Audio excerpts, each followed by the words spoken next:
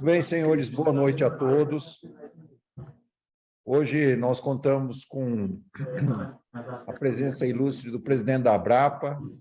Ele vai fazer os comentários, principalmente na parte da ANEA e da fala do Bill Balance e do Thomas Reinhardt, que vai dar um panorama do mercado internacional. Depois nós vamos ter o Fernando Pimentel, o Sérgio Benevides, o Rodrigo Santiago e fechando com o Menegatti para fazer alguns comentários em cima do que esses palestrantes vão trazer de novidade no mercado interno, com relação a algumas perguntas, alguma coisa para as palestras que eles vão nos apresentar. Bom, primeiramente, eu vou passar a palavra para o Miguel Paulo, que é o presidente da ANEA, ele dá um panorama de como está as exportações de algodão e alguma coisa no mercado internacional. Alguém está com o microfone aberto e está com som no fundo. Aí, muito obrigado. Então, Miguel Fausto, para dar um panorama das exportações de algodão e como é que está o mercado. Depois nós vamos passar para o Thomas Reinhardt, que vai falar um pouco sobre a China e o mercado asiático. O Bill Balance, que vai dar um panorama geral do que ele está vendo aí com relação ao mercado internacional, né, do algodão. Aí depois, Júlio Busato vai dar um panorama das nossas... da questão de área de plantio, como isso está ocorrendo, e fazer alguns comentários e algumas perguntas para os palestrantes que o antecederam. Muito bem, então eu passo a palavra ao Miguel Fausto. Boa noite, Miguel. Boa noite, Paulo. Boa noite a todos os presentes. Obrigado pelo convite. É sempre um prazer poder participar desse bate-papo com vocês. Eu vou tentar projetar. Eu acho que eu não estou conseguindo projetar dessa. Está compartilhado já, Miguel. Agora. Se você não tiver, eu tenho a sua palestra aqui, né? Não, agora foi. Conseguiu.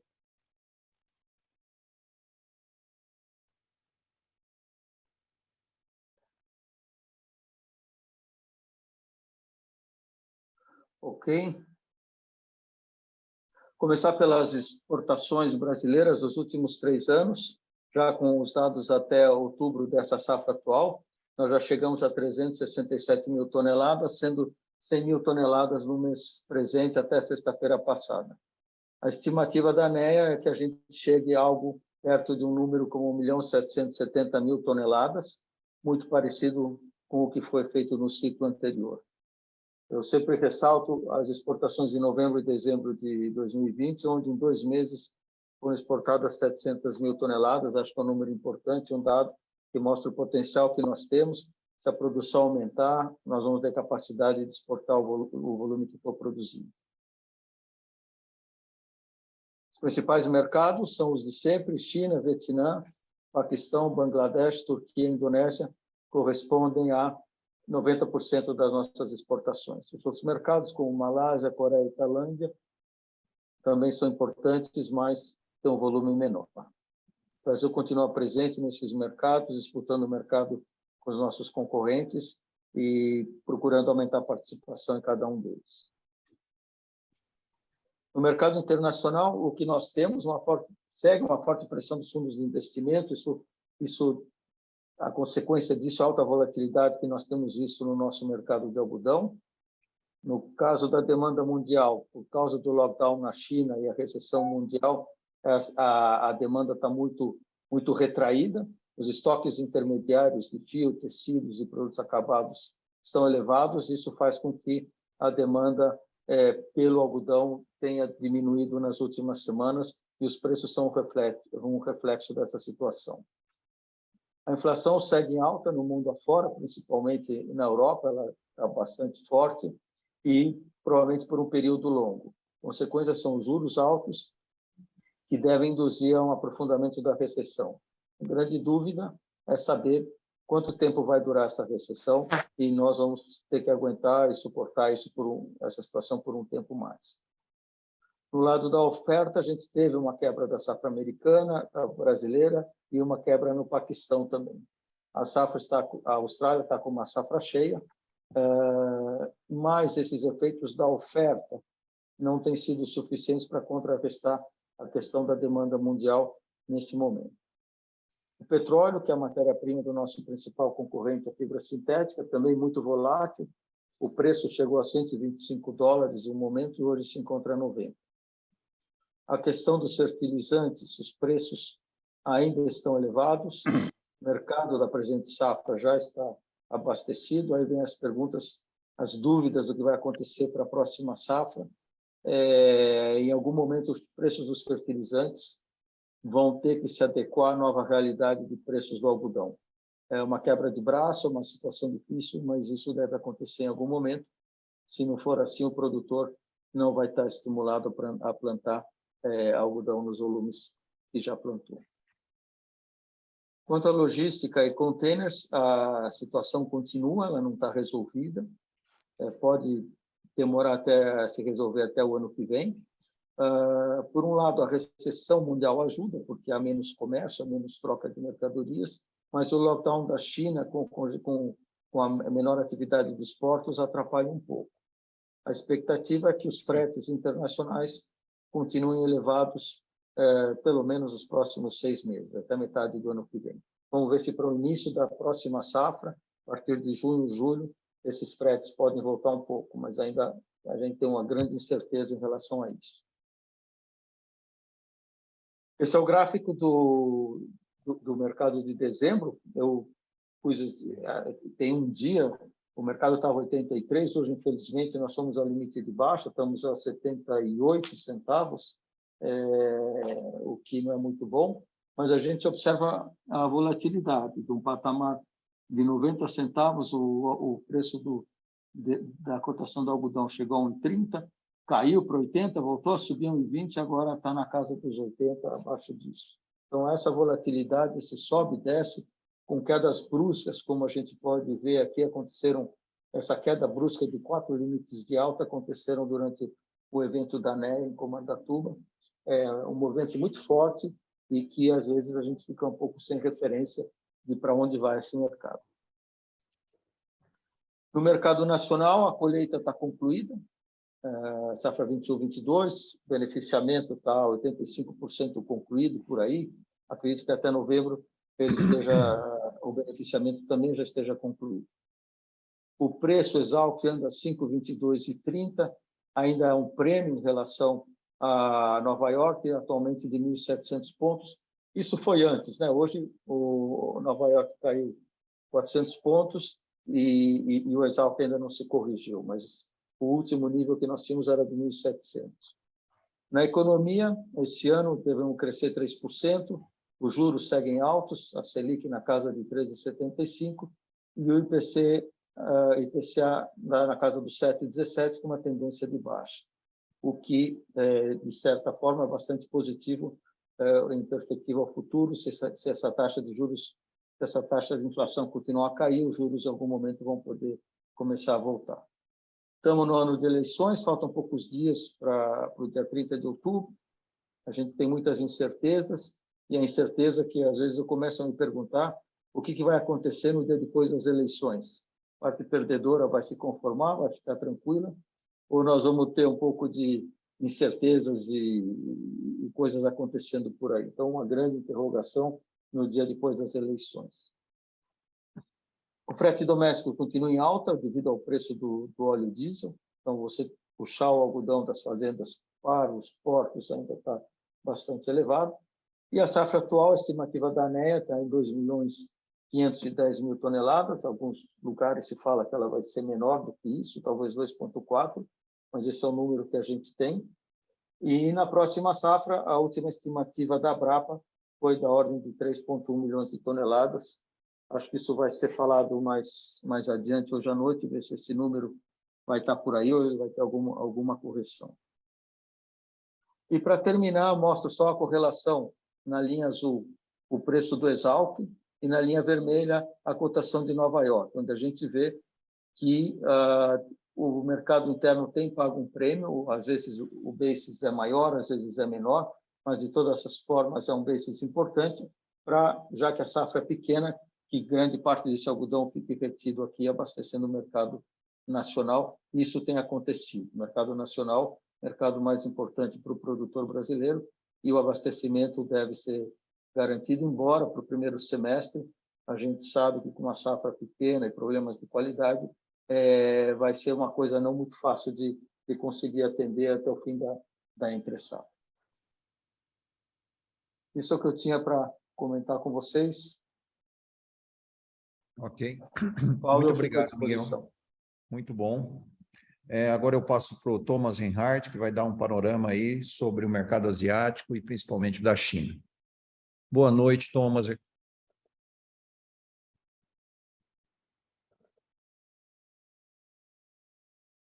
Alô, boa noite. Dá para me ouvir? Perfeitamente.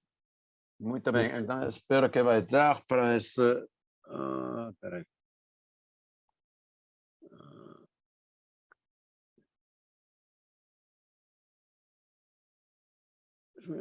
Como eu faço para...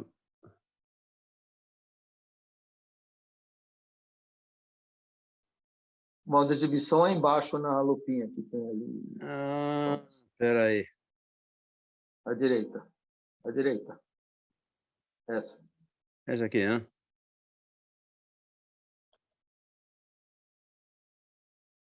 Ok, muito bem. Então, bom dia a todo mundo. Agora estou em Pequim, são as 7 horas da manhã, o dia 20. E vou deixar a descrição do mercado mais ao Bill. E vocês já ouviram bastante agora do Miguel. Vou me concentrar um pouco sobre o que está acontecendo agora na China, já que apenas voltei para Pequim.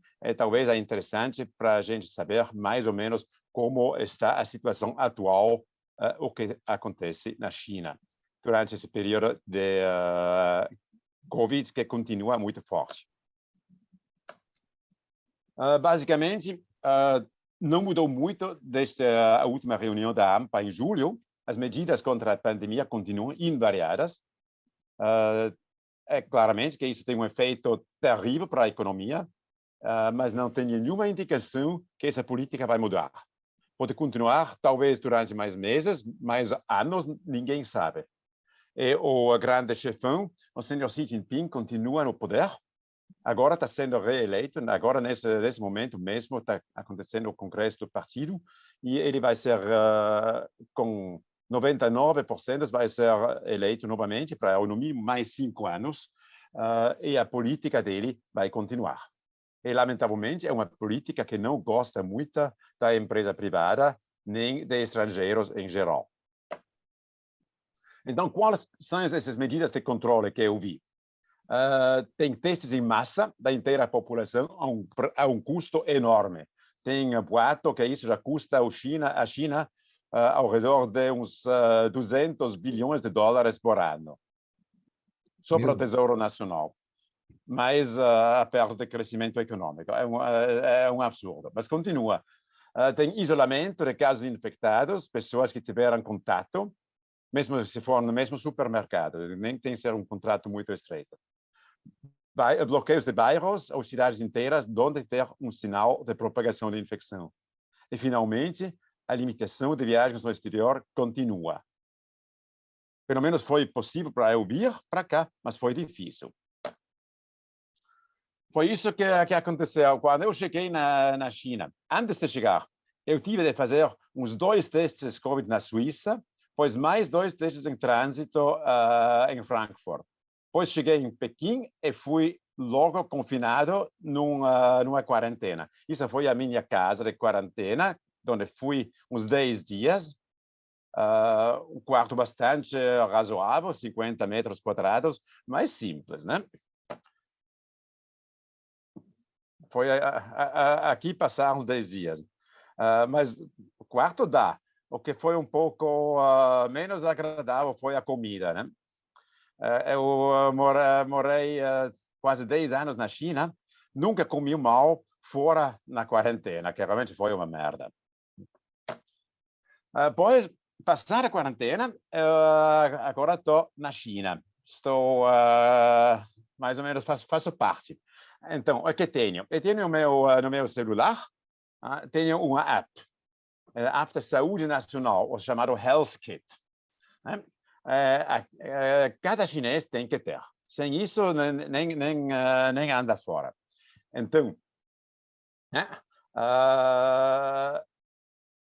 cada 2 dias eu tenho que fazer um teste COVID, isso vai ser entrado automaticamente na minha app. Se eu for tudo bom, não tive contato com ninguém, tive um teste negativo, depois, query on me, a minha própria situação, vejo isso. Verde, nenhuma condição abnormal, 2 dias do último teste, tudo certo, posso sair.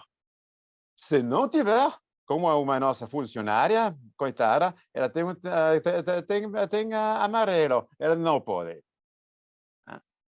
O fato é, em qualquer lugar, entrar ou sair, tem que fazer um QR code, tem que fazer tem que usar isso para fazer escanear um QR, que vai indicar ao governo exatamente onde eu fico.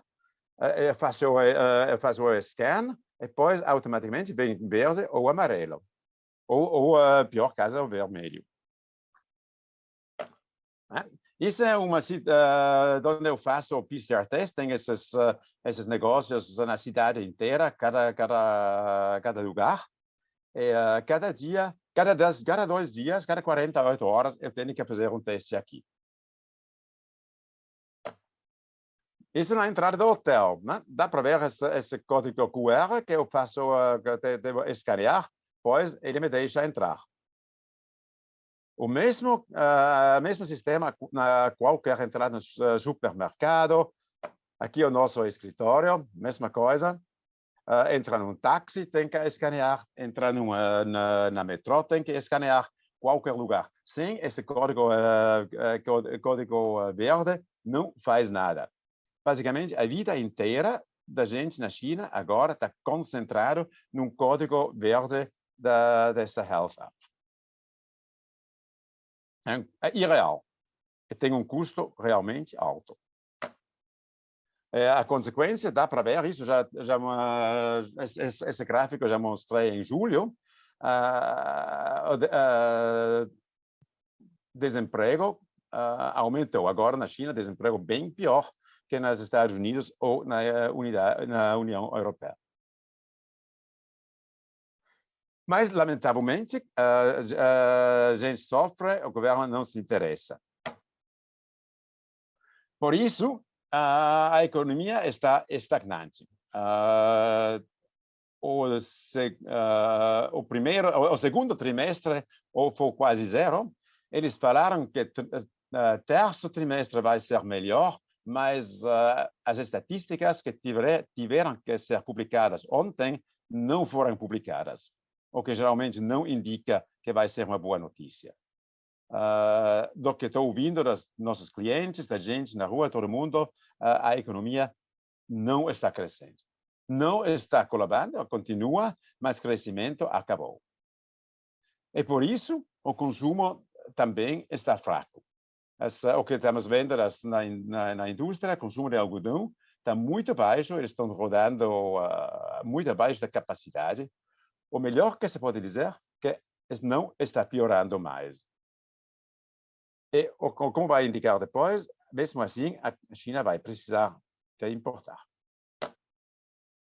Isso está indicando a indústria, a taxa de operação das fiações está mais ou menos a 50%, está abaixo de todos os anos passados. Mas não mudou desde maio. É ruim, sim, mas estabilizou. Isso é a mesma coisa para a tecelagem. Ruim, mas estabilizando. Isso, as últimas estatísticas, como indicadas pelo USDA, a nossa gente acha que eles são optimistas demais. Provavelmente, o consumo vai ser, não vai chegar ao número indicado, provavelmente vai ser ao redor de 7,5 milhões de dólares, mais ou menos por aí. Mas mesmo com com os nossos números muito pessimistas, a China vai consumir mais do que produzir. É um fato que nos últimos meses vendemos muito pouco neste mercado aqui. Acho que o Miguel também, os concorrentes também. Ninguém vendeu muito na China, já porque o mercado doméstico tem um preço inferior ao mercado de importação. Mas isso não vai durar. A China tem um déficit, mesmo se a economia não cresce mais, mesmo se a situação está ruim, mas a China vai ter um déficit. Nos últimos 10 anos, nunca importou menos que 900 mil toneladas. É muito provável que vão importar mais nesta estação. E também acho que vai ter espaço para o Brasil, já que, por razão política, a Austrália não está sendo comprado e a safra norte-americana está ruim. Então, nos últimos meses, sim, a demanda foi muito fraca, vai continuar mais fraca que nos anos passados, mas vamos ver importações na China e uma parte disso vai ser brasileiro. Isso é tudo. Espero que não demorei demais. Depois vou responder perguntas, se tiver.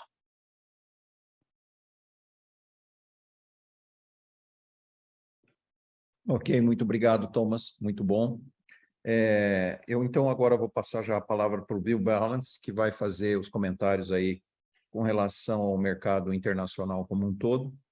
E, posteriormente, já vou passar para o Júlio Busato para fazer alguns questionamentos aos palestrantes que o antecederam e fazer comentários aí sobre como vai ser a safra brasileira.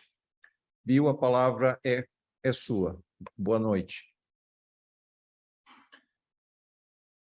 Good evening, Paolo, or should I say good morning? I'm actually in Switzerland at the moment, so it's 1:30 in the morning.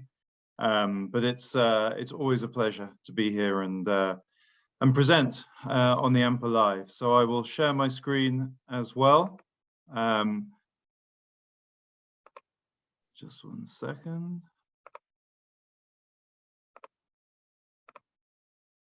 Okay, I hope you can see that okay? Good. Yep. Perfeitamente. Okay, so as usual, I will follow the same format I do usually, which is where have we come from, where are we now, and where do I think we will go? That last question is going to be particularly hard to answer this time, I will be honest. It's been obviously a very difficult time since the last time I presented, which was in June 2022. And we came to a couple of conclusions at the end of the last presentation. First of all, it was that demand was very uncertain. Well, that proved to be an understatement. We also said that while we did not think there was any reason to panic, we did believe that basis was historically high and that there was a risk to the downside on basis, and that while fixed price was in some way supported by the ending stocks in the United States, there was a possibility of a global recession, which would be a risk to fixed price. Well, we more or less identified the risks and highlighted the direction, but one thing we got completely wrong was that there was a need to panic. Since June 2022, I think we all feel like we're staring at the market going, what just happened? It's been emotional. I'll try and talk through some of the context of what's just happened, and I'll try and look a little bit at the way things are today. Where we go from here is going to be much harder. So yes, there has been panic, and yes, the market, and in particular, the managed money, what we call the speculator, which is the swap dealers, the money managers, the funds. They have been running for the exit. They've been looking at a vastly reduced money supply, but also a stronger dollar. So there have been significant macroeconomic headwinds that our markets, along with other markets, have faced, but cotton has really taken it badly. And I'll come on to that in a second as to why cotton is so bad. But it's been a perfect storm. Everything has indicated and helped cotton suffer. The global recession in particular, which depending on who you listen to is either nearly here or will soon be, no one's admitting we're in global recession. But if you look at the economics of prices, then you would have to say that it looks like we are already there in an economic recession. Really, it's a story of demand. And again, in June 2022, when I gave this last presentation, we highlighted that we thought demand had not yet shown its teeth, and that in June 2022, it seemed to be easing down to 26.5 million tons. Well, now it's looking like it's going to be more like 25 million tons. And depending on who you speak to, there will be people who tell you it's going to be significantly less than that. You have to be careful with demand. It's a very difficult number to pin down, and it's very easy to annualize the current panic and come to some pretty extreme numbers. So you have to be careful with that, but there is no doubt it is suffering. And then that chart on the right I'm showing, I'll just explain what that is. It's the percentage of savings versus personal disposable income. And you can see how during the pandemic, savings spiked up. People were at home, they were getting free money, they weren't commuting to work. But one of the unexpected consequences was how high savings went. Well, the opposite has happened now. Savings are starting to collapse as a proportion of disposable income. And that worries investors in cotton. It's one of the things they really look at, is that you can't stop eating. You can't stop heating your home. Certainly that's a European or a North American factor. You can't stop putting fuel in your car, but you don't have to buy another pair of jeans. And that is worrying investors when it comes to cotton. But there are other things. And if we look at what is really happening right now, we can see that we are in an inflationary environment, again, which pushes the price of everything up relative to savings, leaving people to make a choice. And investors believe that choice will be to cut out consumption of cotton. There's the war in Ukraine, which has negatively affected sentiment enormously and worried people. And of course, what this all means is that the era of cheap money has ended. Interest rates have risen all over the world. For the first time in many years, there is a positive interest rate in Switzerland, for instance, where it has been negative for many years. And people's mortgage rates, the rate at which they have borrowed against their houses, has gone up significantly. So all of this is weighing on consumption. And if you look at the way cotton prices are behaving today, I think Miguel, Thomas, you all mentioned how supply, okay, there have been some problems. Brazilian crop down to 2.5 million tons. The US crop had some problems, the drought in Texas. But the problems were largely supportive of cotton prices. This is a demand problem that we're suffering right now. Thomas showed a little bit of data around China. I'm going to show some similar data for Vietnam at the top and Pakistan at the bottom. Those are two very important markets, as Miguel showed, for Brazilian cotton. And you can see that this shows what is called the opening ratio, which is the rate at which spindles are running, that the mills are operating. And we believe that in Vietnam and Pakistan, they're at very, very low levels historically. And if you look at the seasonality here, it's a little bit worrying, especially in Vietnam, that we haven't even hit the usual seasonal lows. So again, it's not particularly good news in terms of the health of spinning mills today and how they are operating. Certainly anecdotally, we are seeing many customers now delaying the arrival of cotton and saying, we just don't want the cotton now. Can you hold it for another few months? Can you roll it for another few months? And in some cases, they're saying, can you roll it until next year? Because we just don't need as much as we thought we needed when we bought this cotton 6 to 9 months ago. So it's not a very supportive story out there. However, and gladly, this ties in a little bit with what Thomas said. Whereas I would say 4 or 5 months ago, you were seeing Chinese traders selling Brazilian cotton cheaper than you could buy it in Brazil. That trend has reversed and things seem to be more stable in China. And that's the first signs of recovery we're seeing. And here you can see yarn margins.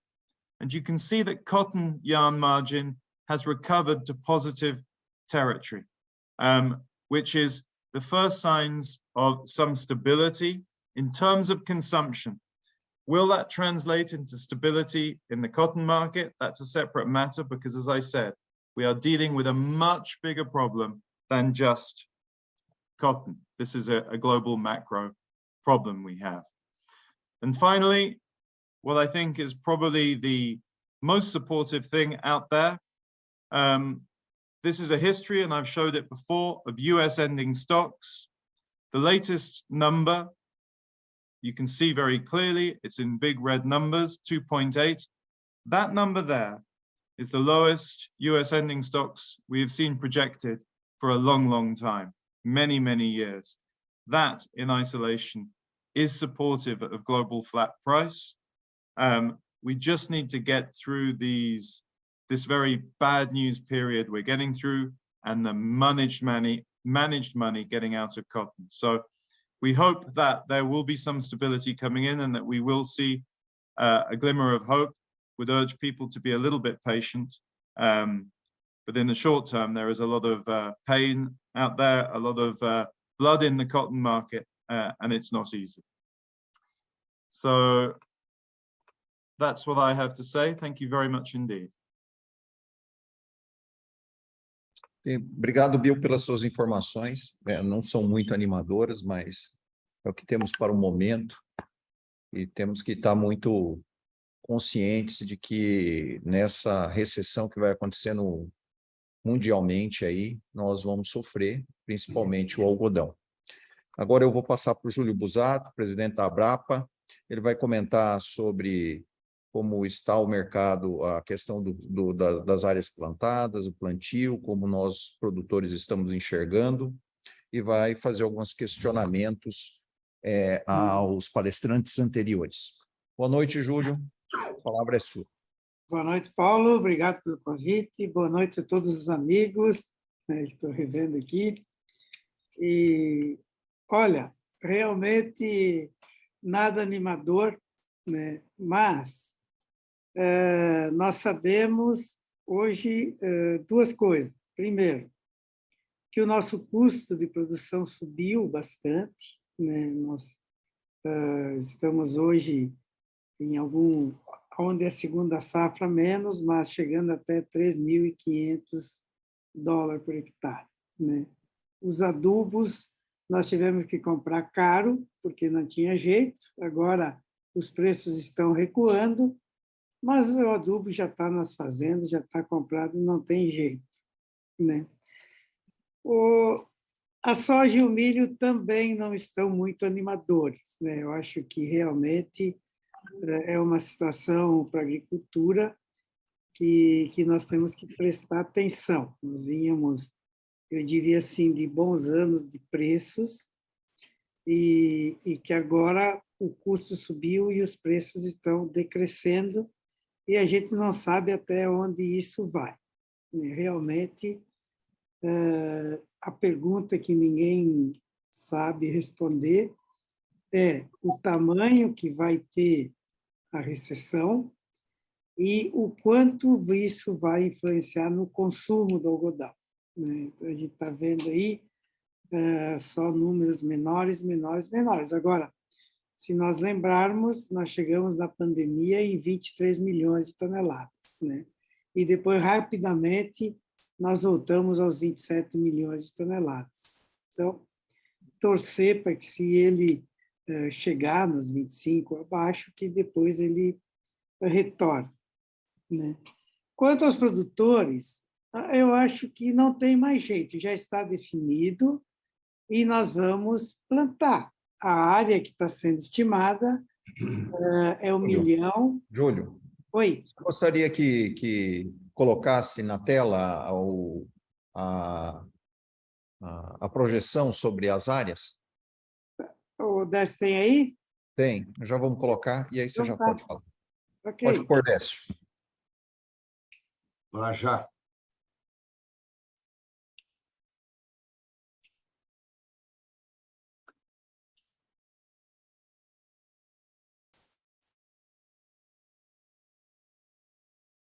Perfeito. Pronto, né? Nós temos duas áreas, a Abrapa e a Conab, então os dois levantamentos aqui. Tá. Então, mas pelo que nós estamos vendo, o Mato Grosso, apesar de a chuva estar um pouco atrasada, os produtores ainda continuam com a intenção de plantio, que é de 1 milhão, deixa eu achar aqui, 1.186.000, é isso? 1.186.000 hectares. A Bahia vai manter a área, né, os 308, e os outros estados também. Então, nós devemos chegar ali nas nossas... Agora eu que não entendi aqui. Produtividade em pluma, tá, nós temos 1.660.000 hectares, né? Então, seria essa área, e aonde nós teríamos uma produção próxima de 3 milhões de toneladas de algodão novamente. Acho que os produtores, nós não estamos animados, né, com o mercado, com a situação, mas eu acho que nós temos que acreditar na cultura também, e hoje o que está se trabalhando muito é em aumentar a produtividade, em ter produtividade, e no aumento de qualidade para ter uma maior valorização da nossa pluma. Então, eu acho que, basicamente, do plantio é isso. Eu acho que talvez o Mato Grosso pode mudar alguma coisa em função das chuvas, mas nada que seja muito significativo também. Ok? Ótimo, Júlio. Muito obrigado.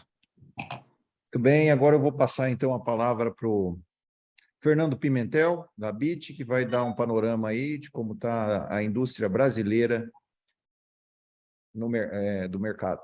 Muito bem. Obrigado, Paulo. Boa noite. Sempre uma alegria estar aqui. Boa noite a todos que estão conosco participando dessa live. Eu vou pedir ao meu amigo Décio para fazer a passagem dos slides, que eu, para variar, estou meio remoto, estou viajando, então estou no iPad, que não é muito agradável e adequado. Bom, já liguei aqui meu cronômetro, viu, Paulo? Você já pediu isso aqui hoje? Então, já liguei meu cronômetro. Por favor, Décio. Nós estamos vivendo um ano em que varejo está andando diferente da indústria. O varejo cresce, alguém vai perguntar como é que o varejo pode crescer e a indústria não crescer. E aí teria uma longa explicação, mas nós não temos tempo para isso. Mas o fato é que a indústria sofreu bastante por conta dos aumentos dos custos, de todo esse embate. O varejo, por sua vez, a base de comparação do primeiro semestre do ano passado foi prejudicada, porque houveram lockdowns, e o varejo, então, fez os seus ajustes nessa primeira etapa do ano, comprou, mas fez as entregas muito parceladas para atender os seus giros. Nesse momento, em particular, nós estamos vivenciando aqui em São Paulo, Rio de Janeiro e outros lugares importantes para o consumo, um clima adverso para as coleções que estão nas lojas. Hoje eu conversei com um grande varejista e ele está vendendo mais artigos de inverno, resto de inverno, do que a coleção primavera-verão. E essa é a coleção que vai fazer girar os negócios para valer, porque nós entramos, então, na nova estação primavera, verão e alto verão. Portanto, esse é um fator, e outros fatores que a gente já conversou, um pouco de consumo, endividamento das famílias, etc. Mas eu diria que, nesse exato momento, essa questão do clima nos grandes mercados consumidores está fazendo diferença. E não podemos deixar de considerar que, na ponta do consumo, o IPCA do vestuário bateu 19%. Ou seja, é um indicador de inflação alto e que está afetando principalmente o consumidor da base da pirâmide, o consumidor mais massivo, mais popular. Onde você sobe na pirâmide do consumo, você melhora a performance desses varejistas.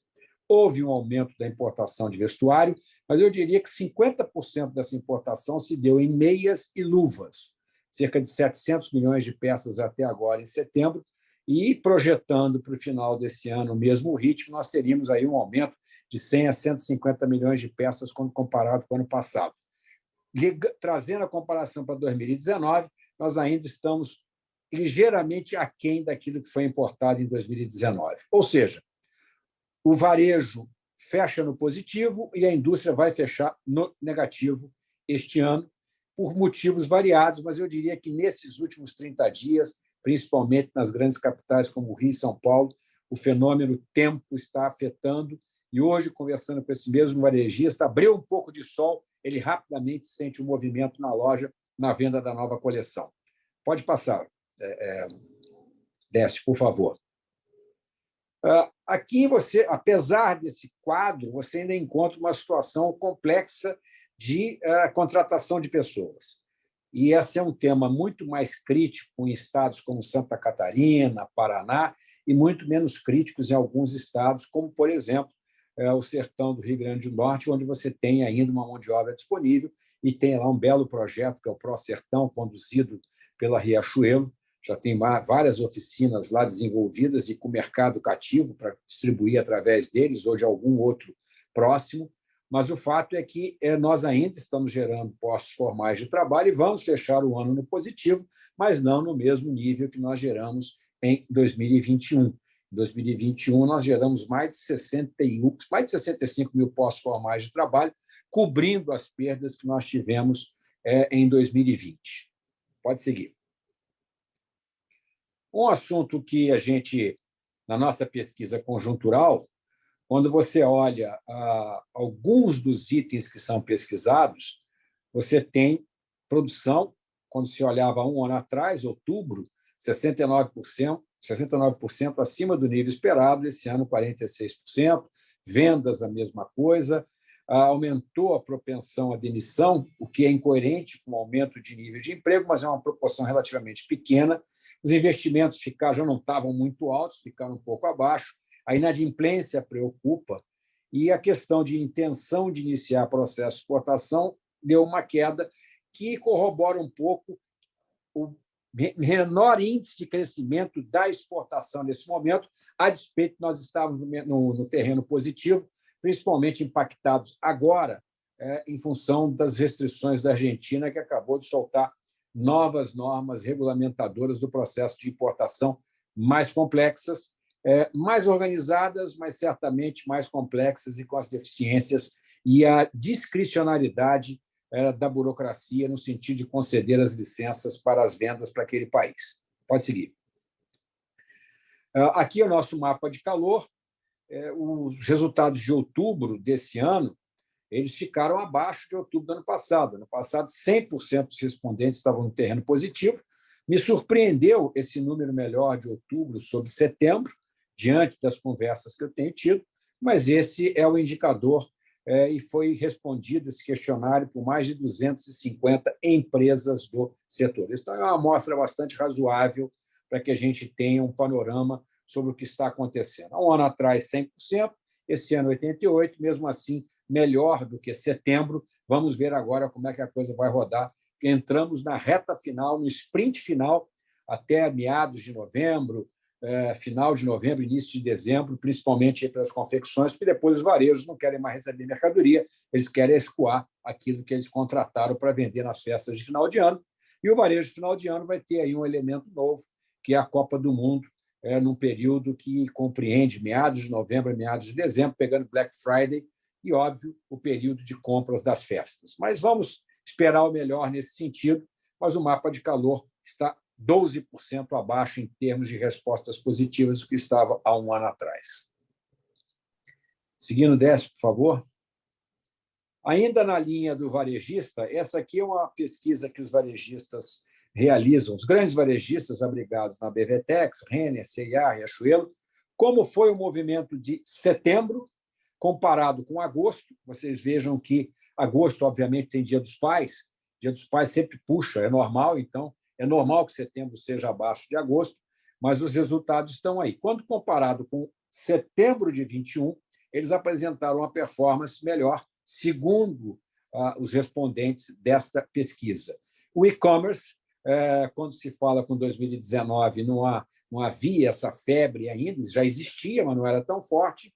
E quando a gente olha comparado com setembro de 21, 49% melhor e 54%, desculpa, com agosto, 46% melhor e a maioria pior.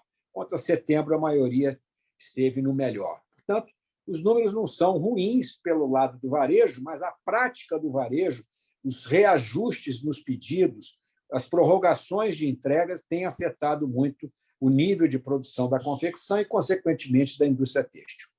Pode seguir. Isso aqui, esse aqui foi, não sei porque está pequeno, esse aqui foi o... Desculpa, volto. Dia das Crianças. É mais forte quando a gente trata de brinquedo, mas a roupa também tem uma importância nessa data festiva. E nós tivemos aí uma 67% melhor comparado com o ano passado e bem melhor quando comparado a 2019. Não é uma data que o têxtil tenha uma predominância, mas, desculpa, ele tem uma participação que não pode ser desprezada. Então, essa é a leitura do varejo para os eventos mais recentes que nós concluímos. Comparação setembro com períodos anteriores e o Dia das Crianças com o Dia da Criança do ano passado e em 2019. Seguindo. E o que a gente está esperando? Esse ano nós vamos fechar o têxtil no negativo e o varejo no positivo. E o têxtil muito puxado pela indústria têxtil e menos pela indústria de confecção. O baque da indústria têxtil, por conta de uma série de questões já conversadas aqui em outros fóruns, diante da pressão dos custos, capital de giro, o varejo ajustando seus estoques, foi muito mais forte do que na confecção. Então, esse número de menos 4,2, que pode ser um pouco mais, pode ser um pouco menos, eu diria hoje um pouco para mais, tá? Advém fortemente da indústria têxtil e menos da indústria de confecção, mas ambos deverão fechar no negativo, dando esse pacote de menos 4,2. E o varejo, óbvio, o varejo crescendo para nós é muito bom, traz expectativas à frente. Importação, no geral, é aí fibras, fios, filamentos, etc. Quando eu falo fibras, não entra algodão, tá?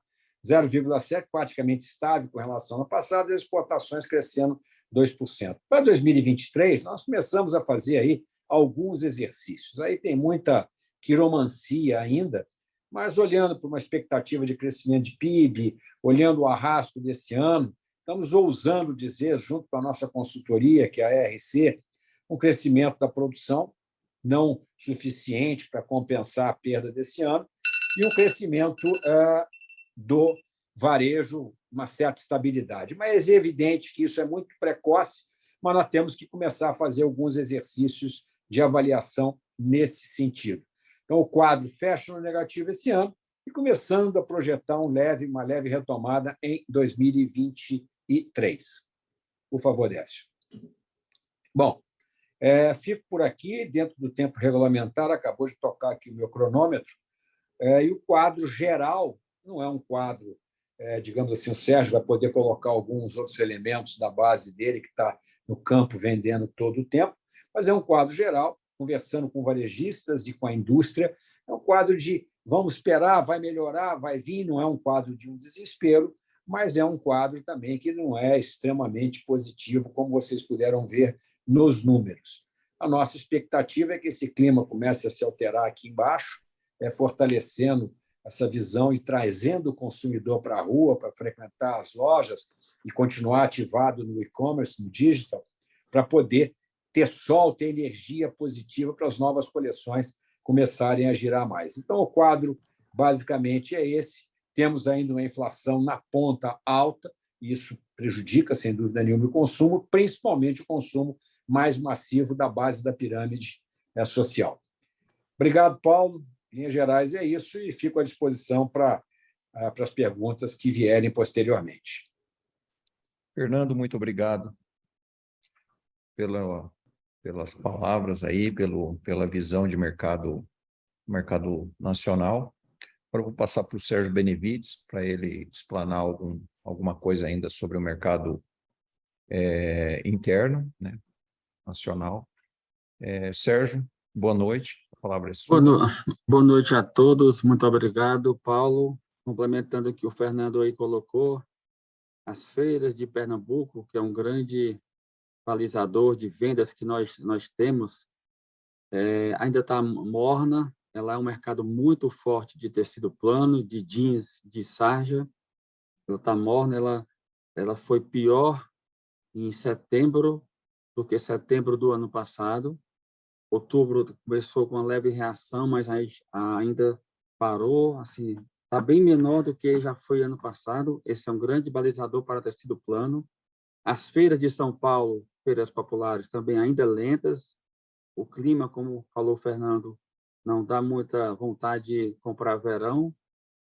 Com essa queda diária do preço do algodão, assim como a indústria tem uma certa cautela de comprar, porque todo dia que ela compra, ela perde dinheiro, que no outro dia o preço é menor. O nosso cliente também olha exausto, está vendo que o preço do algodão está caindo e fica barganhando o preço de fio e de tecido. E nós estávamos, muitas fábricas entraram super vendidas no mês de setembro e outubro, e a gente vem notando um certo cancelamento de algumas delas, de alguns clientes, em função do preço, querendo barganhar preço. Por outro lado, a gente teve em final de maio, junho e julho, algumas indústrias parando mesmo por falta de algodão, como a gente vinha prevendo. A gente vinha dizendo isso já desde o ano passado, o Pimentel falou sobre isso, em função do preço do algodão, que chegou a R$ 8,00 a libra-peso. O mercado não estava tão forte assim, e muitas dessas indústrias, o capital de giro não permitia que elas pagassem algodão de R$ 8,00 a libra-peso. Então, nós tivemos, no mês de junho e julho, uma redução de consumo de algodão. E é dentro desse contexto que eu queria colocar aqui de novo,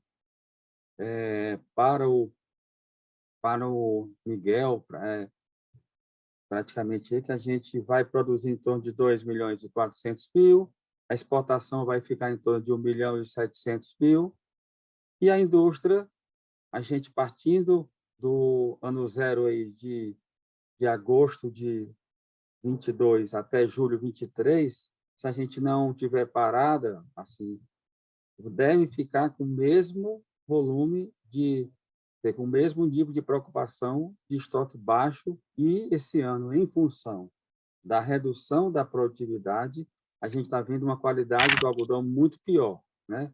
Um SFI alto, muita perda de fibra, comprimento também baixo, resistência baixa, um problema de qualidade alto, e a grande preocupação para quem faz fiação é a qualidade desse algodão que está sobrando aqui para a gente. São raros os HVIs que vêm bons nessa época agora. Eu acho que o melhor está indo para a exportação, e aqui dentro não está ficando muita coisa boa. Então, a gente tem uma grande preocupação para entre safra como vai ser essa qualidade e o suprimento de algodão. E uma outra questão, Paulo, para quem trabalha planejado como a gente sempre trabalha com uma programação de compras até dezembro, até julho, sempre um ano na frente, né?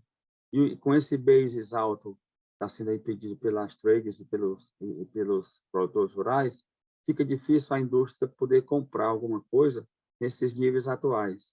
Então, se o Bill aí enxerga alguma possibilidade de uma redução de basis para 23, ou até porque o frete, Miguel, já deu uma certa recuada. A gente tinha um frete de $11.000 que chegou, agora já caiu um pouco, já vi frete de 6.500, de $6.000, não baixando para $2.000 como era antes, mas de 6 eu já soube que já tem. O Bill entendeu a pergunta?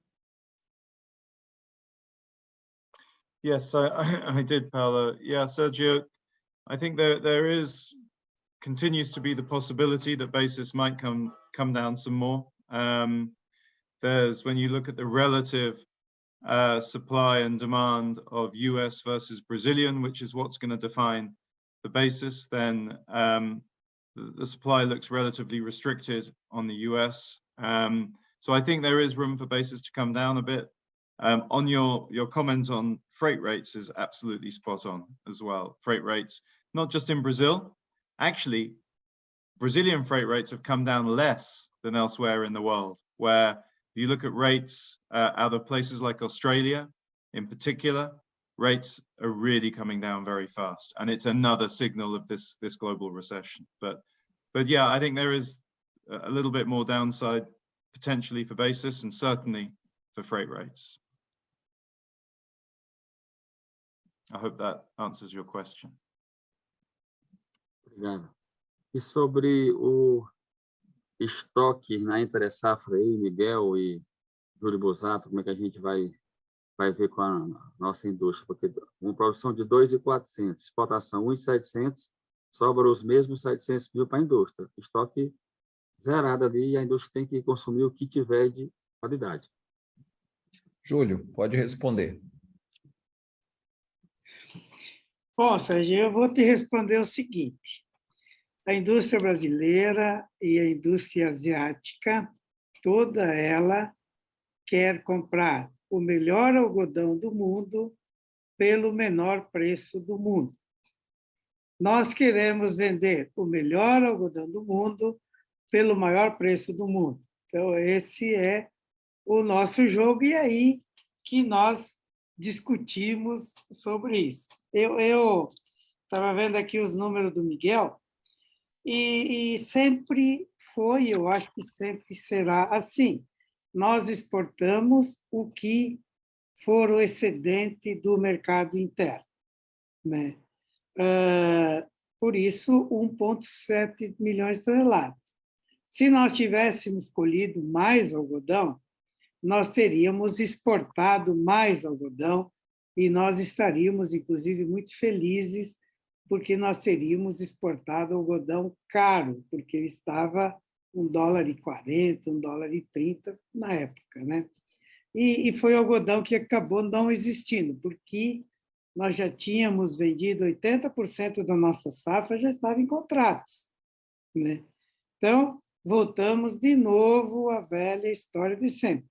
A indústria nacional também tem que firmar contratos para ter o algodão, a tranquilidade de ter o algodão, como eles fazem lá fora, né? Bom, quanto ao basis, eu acho que no final, Paulo, eu teria umas colocações aqui, inclusive sobre essa questão do basis, né? Que eu acho que é muito importante, isso para nós é importante para a cotonicultura brasileira. Mas eu acho que, no fim, eu ia comentar sobre o que o Thomas falou também, dos comentários. Eu acho que realmente preocupa muito essa questão da China, do Covid, do desemprego, da forma como eles estão lidando com isso lá. Tem um problema da construção civil lá também, que está muito sério, né? E está causando desemprego e um problema muito grande lá, já que a construção civil é 25% da economia deles, né? Então, preocupante mesmo. Agora, de qualquer forma, eu acho assim, se a gente vende mais para a China, os americanos vendem mais para alguém. O mercado acaba sempre se ajustando, como nós já vimos lá no passado, que a China abriu o mercado para o Brasil em restrição dos americanos, e nós avançamos muito. Depois eles voltaram para os americanos rapidamente. Nós vendemos 700 mil toneladas lá, achamos que foi uma grande coisa. Os americanos fizeram isso em 2 meses. Então, quer dizer, eu acho que é o mercado que nós temos que estar disputando e estar presente. Então, sempre, primeiro, produzir o algodão para abastecer a indústria nacional, que compra o algodão mais barato do mundo, por ele estar aqui, e depois o restante exportar. Né? Ok? Muito bem. Miguel, quer fazer alguma consideração? Sim, só dizer que a equação de oferta e demanda do algodão brasileiro daqui até o início da próxima safra vai estar ajustado, vai estar apertado, como foi na última safra, e por essa razão o basis interno deve continuar prêmio, porque essa é a forma de você conseguir reter o algodão aqui e evitar que ele seja exportado. Então, num basis a prêmio, esse algodão acaba ficando aqui. Sem contar que tem uma parcela importante do algodão ainda, talvez uns 15%, que está na mão do produtor pessoa física, que ele sempre espera a entre-safra para ir oferecer esse algodão para o mercado interno. Então, esse algodão deve começar a aparecer a partir de dezembro, janeiro, fevereiro, para abastecer o mercado local. Mas o preço vai ser um basis a prêmio em relação à exportação. Obrigado, Miguel. Ok. Muito bem, Sérgio. Eu acho que respondemos as perguntas. Aí eu vou passar a palavra agora para o Rodrigo Santiago, da BBM, para falar um pouco aí sobre o que ele está vendo, o registro de contratos, o mercado, dar um panorama. Rodrigo, é com você. Perfeito, Paulo. Boa noite. Boa noite a todos. Muito obrigado pelo convite. Falar por último aqui, ficando para o final, é sempre mais fácil, porque pouca coisa a gente tem para acrescentar, né? Eu vou, daqui a pouco, mostrar os números de registro, fazer alguns comentários sobre esses números, mas, na medida em que as pessoas vão falando, eu vou anotando aqui alguns tópicos que eu me permito comentar aqui, alguns deles, né? Achei interessante como é que, da última live para essa, não houve muita variação do tema. Os assuntos se repetiram, então eu percebi que apenas a gente consolidou uma preocupação com o rumo que a gente já indicava naquela live anterior. Ou seja, a dúvida virou uma certeza. A coisa realmente pesou, e pesou bastante, né? Ou seja, repetindo aí a palavra do Bill, o pânico se instalou, né? E depois o Fernando já disse que não pode explicar agora, porque é um tema complicado, mas realmente é difícil. Eu não entendo o porquê que o varejo, né, têxtil ele se mantém, até melhora um pouco, e a indústria não segue o mesmo rumo. Embora, dentro das nossas corretoras, eu posso dizer que o que ele está falando procede no aspecto de consumo de algodão e também nos comentários que a gente ouve das indústrias com as quais nós trabalhamos, tá certo? Todas elas reclamando muito de uma diminuição muito forte das suas vendas e, consequentemente, precisando comprar menos algodão e sofrendo bastante com isso nesse momento, que é um momento importante, que seria o Natal, né? Então, enfim, de fato, a gente percebe nas comercializações uma retração muito forte da demanda nacional. Bom, a única palavra aqui que eu acho que é alentador e o único número que veio aqui para a gente ficar um pouco feliz é o do estoque final americano, que o Bill trouxe aí para a gente, né, que foi realmente uma diminuição muito forte, muito expressiva, e vamos ver como é que isso vai comportar lá na frente. Acrescentar também que, né, foi comentado, mas que eu acho que tem nacionalmente uma questão que favoreceu e outra que está travando muito. A economia brasileira realmente está se destacando mundialmente, então isso está nos trazendo uma certa proteção com relação a esse pânico que se criou no mundo, mas, do lado contrário, como Miguel falou, a gente está aí há poucos dias de uma eleição muito polarizada, que é a palavra da moda, e que realmente está trazendo muita preocupação para todo mundo, e parece que todo mundo quer ficar quieto nesse momento, ninguém quer esboçar aí nenhum investimento em qualquer segmento que seja, né? Pois bem, eu vou compartilhar aqui, se eu estou com essa permissão.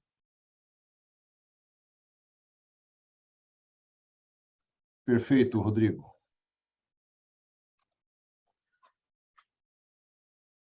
Estão todos vendo aí, né?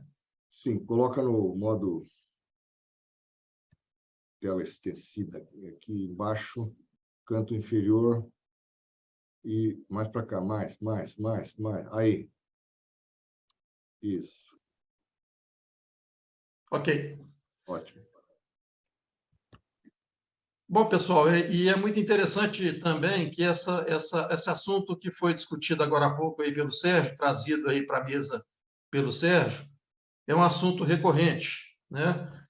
Dessa questão, dessa preocupação de falta de algodão, a preocupação com relação à resposta da Abrapa e dos produtores com relação à necessidade da fábrica se programar. Então, eu trouxe números aqui que repetem alguma coisa também da apresentação passada, uma lógica da apresentação passada, mas eu demonstro aqui, se vocês estiverem acompanhando o meu mouse aqui da apresentação, tá passando o cursor, está em cima aí, gente? Sim. Tá, perfeito. Até o dia 17/10/22, registrados na Bolsa da safra 22/23, que obviamente não foi plantada, né? Uma compra já da indústria de 114 mil toneladas de algodão. Né? Eu não me atrevia a colocar aqui nenhum percentual que isso se refere ao consumo, porque também acho que não tenho, aliás, eu não tenho esse número da ABIT, a ABIT ainda não publicou esse número, e a gente está com essa grande dúvida do que será o consumo também daí para frente. Tá? Então, a indústria já vem se movimentando para a safra 22/23. Para a safra 21/22, que está em andamento, até o dia 17/10, a indústria já havia comprado 272 mil toneladas de algodão, o que representa 39% de um consumo que este aqui é uma consideração minha, de 690 mil toneladas de algodão. Tá certo? Então, isso representa quase 40% daquilo que a indústria vai comprar, o que também demonstra que a indústria já vem melhorando, né? Embora pudesse fazer isso com maior intensidade, já vem melhorando a sua atuação de proteção contra esses problemas que o Sérgio está mencionando aí, né? de ter abastecimento garantido. Tá? Bem, o total registrado em 2021 e 2023, esse número verde aqui é uma extrapolação, é uma estimativa com base na performance que os registros anteriores, que estão aqui embaixo, vêm demonstrando. Tá? Nós estamos aí estimando para esta safra um registro de 57% daquilo que é comprado pela indústria. Portanto, nós atingiríamos perto de 400 mil toneladas de algodão registradas de compras efetuadas pela indústria, tá certo? Desculpem. O que me permite estimar que ainda teremos que registrar 121 mil toneladas e, portanto, considerando aquilo que não é registrado, a indústria ainda teria de comprar para se abastecer durante esta safra, este ano safra, 212 mil toneladas de algodão. Isso tudo calculado com um consumo estimado de 690 mil toneladas de algodão. Se isso for um pouco mais ou um pouco menos, né, esses números aqui também impactariam aí nesse pouco mais ou pouco menos, o que for para mais ou para menos aí. Tá certo? Então, não eu acho um número tão grande que precisa ser comprado. E eu não estou entrando aqui na questão da qualidade, estou entrando apenas na questão da quantidade. Tá certo? Outro dado, que esse dado é novo, eu trago ele aqui como uma curiosidade, dessas 272 mil toneladas registradas na Bolsa, tá certo? A distribuição de compras que a indústria fez foi 63 mil estão no preço Exalc, preço a fixar, 67 mil estão com preço on-call, e preço fixo em reais, 137 mil, e em dólar apenas 4 mil até esse momento. Obviamente, esses números crescerão, né? E aqui isso aqui, numa próxima live, já vai vir com outra proporção. Tá? Bem, seguindo aqui um pouco adiante, o que a gente percebeu, e eu tentei demonstrar nesse primeiro quadro aqui, tá certo? O que seria uma negociação futura, eu vou explicar já. Isso aqui, quando entra a safra, o que é uma negociação já com algodão disponível. E chamar a atenção para esse círculo vermelho aqui, que é uma constatação que também essas nossas corretoras estão observando, é que, nos últimos meses, a predominância de negócio que tem sido feita é compra de indústria através das trades. Então, essas últimas compras que estão sendo feitas e registradas na BBM, a imensa maioria delas é venda de trading para indústria, tá certo? Então, por exemplo, se nós tomarmos aqui a safra que está em andamento, que é a 21-22, que é essa linha, tá certo? Até o dia 30/6 de 2022, tá certo? Nós tínhamos uma proporção aqui de 27% comprada pela indústria, tá certo? Com um volume total de 186 mil, sendo que 63% era de trading e 37% era de produtor.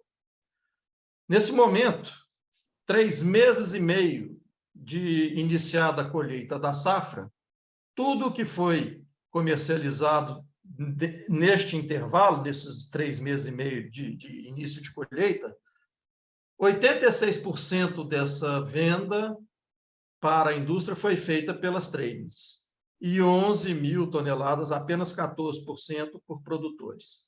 E me chamou a atenção como é que vem havendo, nessas 3 últimas safras, uma migração do mercado disponível do produtor, que em 2020, por exemplo, detinha o mercado, não é a palavra correta, ele participava, como algodão disponível 55%, passou para 45%, depois esse número já mudou, já inverteu, 31%, 69%, e nessa safra nós estamos com 14% de venda de produtor contra 86% de venda para trade na indústria. Tá certo? Aqui eu trago um total acumulado de tudo que foi comprado pela indústria, demonstrando que até o momento a indústria comprou nesta safra para um consumo estimado de 690 mil toneladas, 39% daquilo que ela consome. Tá certo? Aqui é a repetição de um número anterior. Bom, do lado dos registros na ponta vendedora, tá? Aqui é um raciocínio mais simples, eu não aprofundei muito na distribuição dessa venda, tá? Mas para a safra 21-22, até o dia 17/10, nós estávamos com 745 mil toneladas registradas, o que corresponde a praticamente 30% do que é produzido no Brasil, e a expectativa é de chegar a perto de 40%, com aproximadamente 1 milhão de toneladas registradas. Tá certo? Da mesma forma que eu fiz com a indústria, Tá certo? Eu, então, me permito dizer que a gente ainda registrará de vendas de produtor 250 mil toneladas. Bom, eu botei uma interrogação aqui, porque eu imaginei que esse número pudesse aparecer durante os comentários aí anteriores. E, de fato, ele apareceu no último comentário do Miguel, que ele disse que achava que tinha uns 15% desse algodão ainda na mão do produtor para vender. Miguel, 15% em cima de 200, vou botar 2 milhões e 500 vezes 0,15, dá 375 mil toneladas, segundo a sua estimativa aí. Claro que talvez não seja matemática, né? Mas foi o número sugerido aí por você. E este número aqui, quando eu o calculo, eu chego em 420 mil toneladas. Não quis colocá-lo aqui, porque realmente é um número que a gente tem que ter cuidado, porque ele está distante ainda de ser um número possível de ser estimado, né? Mas existe uma proximidade relativa entre o que o Miguel sugeriu e o que eu também estou sugerindo aqui agora, né? Então, eu diria que, como todos já afirmaram, também não vejo problema quantitativo de abastecimento para a indústria, mesmo porque ainda teria alguma coisa em torno de 400 mil toneladas para ser vendida pelo produtor contra 250, talvez 200, 250 a ser comprada pela indústria, fora aquilo que já está, né, na mão da trade e que pode ainda também reverter para o mercado interno, para a indústria. Então, como também o Miguel falou, o que vai fazer com que isso fique aqui é o base, é o preço que o mercado é que põe, nenhum de nós tem esse domínio desse valor. Tá certo? Bom, por hora meus números são esses, agradeço a todos e fico à disposição. Ok, obrigado. Vou passar a palavra rapidamente aí ao Menegatti para fazer as suas considerações e comentários dos palestrantes anteriores. Menegatti, boa noite. Boa noite novamente, muito obrigado, sempre é um prazer estar aqui. Eu vou tentar, como sempre, ser rápido, porque já foi dito praticamente quase tudo com muita clareza o nosso momento. Mas eu quero lembrar aqui algumas coisas que ainda não foram tocadas, que eu acho importante, Paulo, amigos participantes. A gente tinha até comentado no passado, na última live, que esse mercado estava imprevisível e, de repente, ele ficou incompreensível, né? Nós já falamos muito sobre isso e eu queria colocar alguns aspectos que talvez possam passar despercebidos, mas eles são muito importantes, muito importantes. Nós estávamos num ambiente de escassez, né? E os preços subiram muito. A função dos preços altos é fazer o produtor produzir mais, é incentivar o produtor a aumentar a área e aumentar a produção. Aumentando a produção, os estoques aumentam e os preços se acomodam. Mas veja bem, senhores, essa oportunidade é um negócio impressionante. Os preços subiram e eles não contribuíram para o mundo aumentar a área plantada de algodão, aumentar os estoques. Então, nós estamos vendo uma falha nessa engrenagem que o mercado tem de se autorregular. Preços altos, produções maiores, estoques maiores, preços mais baixos, produção mais baixas, preços maiores e assim por diante. Nós perdemos a oportunidade, não deu tempo, não sei o que aconteceu, que os preços altos não fizeram com que a gente saísse do ambiente de escassez. E os preços agora abaixaram, estão abaixo do custo de produção em qualquer lugar do mundo, nos levando a crer que os preços abaixaram no momento de escassez, que os preços altos não corrigiram essa escassez tende a se agravar. Nós aqui somos especialistas em vender para o mercado interno, é o nosso preferido, o cliente é sempre o mercado interno. A safra passada, comparada com essa, que está acabando de ser beneficiada, a grande maioria, e sempre foi assim, a grande maioria dos nossos clientes trocavam a safra velha pela safra nova, as fiações, lá por agosto, alguns setembro. Esse ano, nossos clientes trocaram a safra um mês antes, como disse o Sérgio, estava numa escassez tão grande que até algumas indústrias tiveram que diminuir o consumo naquele momento, e a safra nova antecipou o abastecimento dessas indústrias um mês, Fernando. Então, provavelmente, nós estamos numa safra pequena, a segunda safra pequena, e essa pequena safra vai ter que sustentar o nosso consumo por 13 meses. Não quero fazer terrorismo, não. Eu só estou dizendo essas coisas importantes para não passar desapercebidas. Hoje nós temos produtores olhando o preço do milho, olhando o preço do algodão e se decidindo ainda a tirar alguns talhões que estavam para algodão para colocar em milho, porque a correlação dos preços continua muito, muito favorável, no nosso caso de segunda safra, para o milho. Então, essas coisas importantes a gente precisa dizer. O estoque americano, uma das maiores histórias da história, como diz o Bill, o estoque do Brasil também vai ser um dos menores da história. De novo, Sérgio, nós vamos sofrer para abastecer nossas fiações, né? Então, eu queria dizer que nós, apesar dos preços terem subido bastante, nós vivemos um período de preços altos, machucou porém, eles não fizeram o principal papel, que o papel dos preços altos seria aumentar a produção, aumentarem os estoques.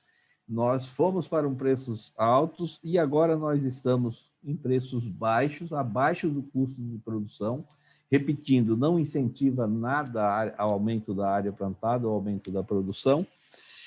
E, num ambiente de escassez, piorando a escassez. Então, essas coisas eu acho que a gente tem que ficar bastante atento nesse momento nunca antes visto no mercado, que uma forte alta de preços não propiciar em nenhum lugar do mundo um aumento consistente de produção, um aumento consistente de estoques finais. O que nós estamos vendo, portanto, são os preços caindo por pura economia mundial, perspectiva da economia ruim no mundo, e nada de fundamentos para o nosso produto algodão. As notícias da economia mundial são muito ruins, mas notícias boas cansam, imagina notícias ruins.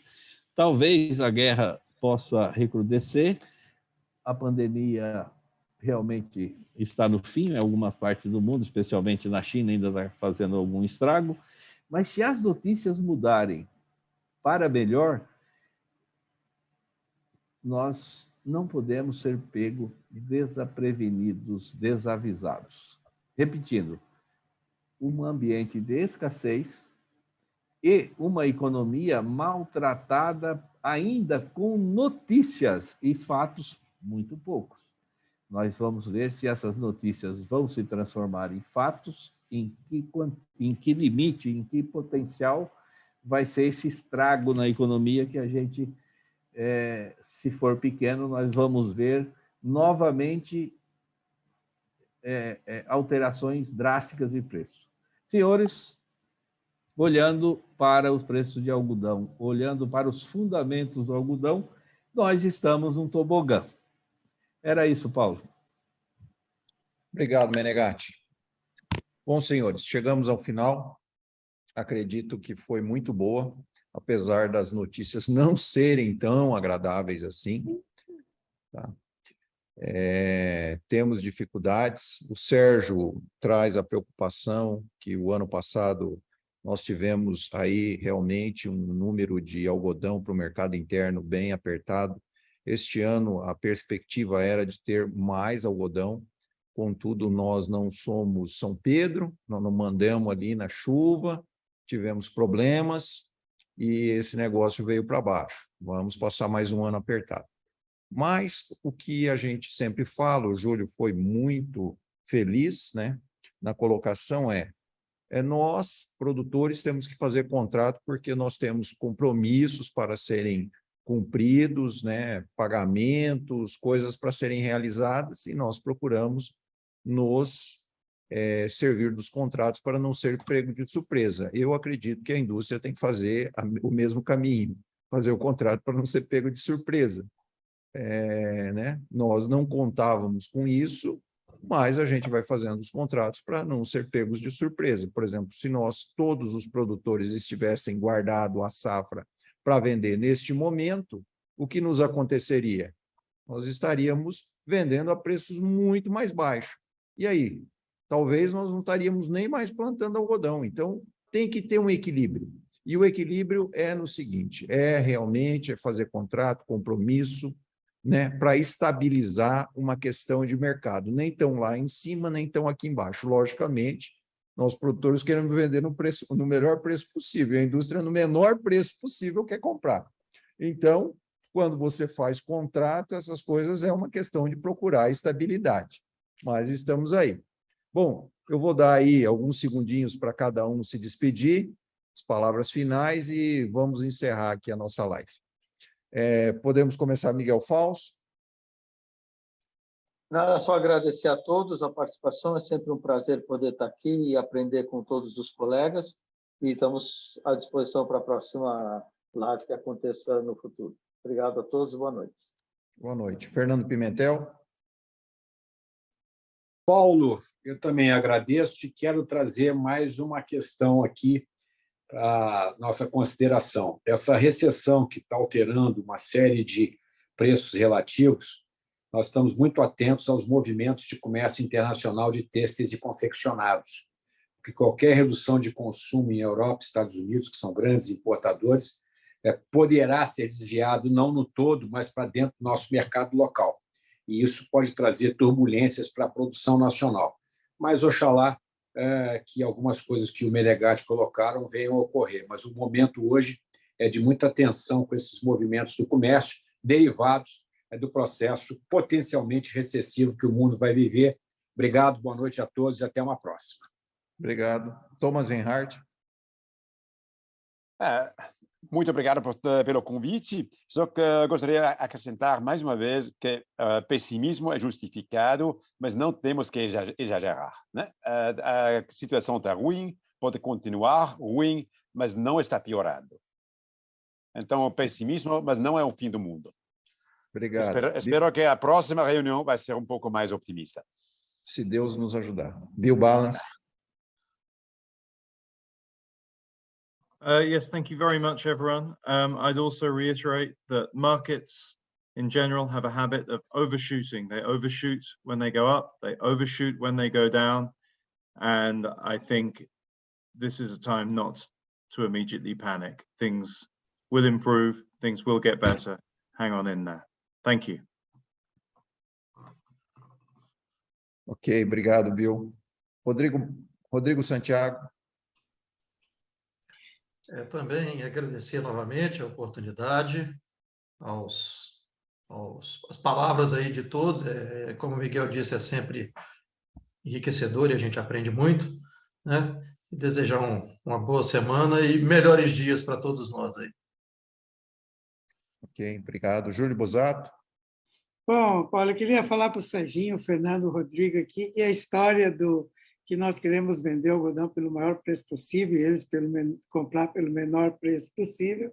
Na verdade, o mercado vem e regula todo esse troço, e realmente, hoje, aquilo que o Bill falou, que a grande incerteza é a demanda, e isso é que vai definir como vai ser os preços. Eu acho que realmente o Mato Grosso diminuiu 100 mil hectares da última reunião que nós tivemos da nossa Câmara, do algodão, né? E realmente isso migra para o milho, né? Agora, o que nós estamos fazendo no Cotton Brasil, principalmente lá na Ásia? Conquistando o mercado. Nós tivemos lá em Dubai, fizemos reunião com o Paquistão, fomos na Turquia, fomos a Bangladesh, e hoje o que nós percebemos é que o mundo quer comprar mais algodão brasileiro, né? E o que nós estamos fazendo com isso?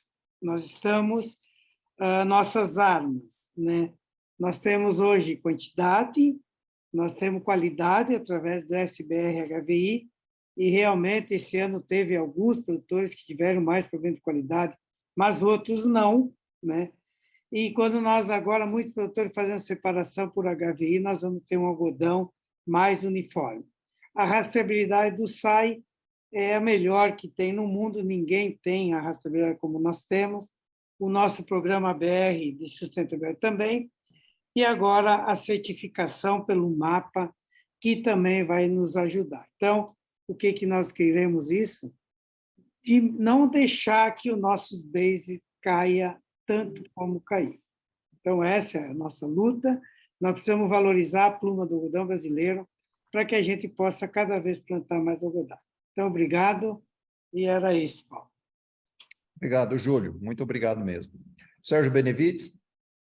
Muito obrigado, Paulo, por esse evento que começou no meio da pandemia, já vai com 2 anos e 5 meses quase de evento, e que eu acho que é muito importante para a cadeia como um todo. A gente está online, em casa, quer dizer, tinham 112 pessoas participando, eu acho que é um sucesso total. Eu fico muito honrado com o convite, parabéns ao Paulo, ao Décio, a todos aí da AMPA. É sempre muito rica essa reunião. Muito obrigado. Obrigado, Sérgio. Menegatti. Faço de minhas palavras, copiando Sérgio, disse muito bem, é muito enriquecedor.